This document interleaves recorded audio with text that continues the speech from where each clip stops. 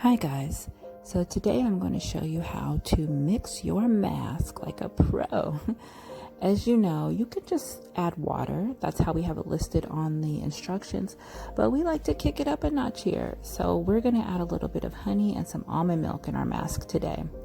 So what you'll do is you'll put about a tablespoon of the mask in. You can use as little or as much as you want, but we recommend a tablespoon. And I'm adding in about a quarter teaspoon of honey here.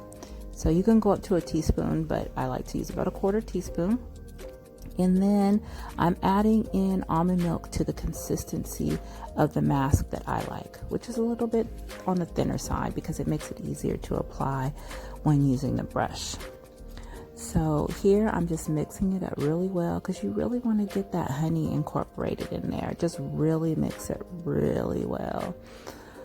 And after you do that, you will just apply it just like you normally apply any mask, whether it be with your hands or your fingers. I'm going to end up using the brush. So yeah, you'll apply it and then you'll wait for about 5 or 10 minutes for it to completely dry. And then you'll just remove it with some warm water, lukewarm water though, you guys. Don't get too hot with the water.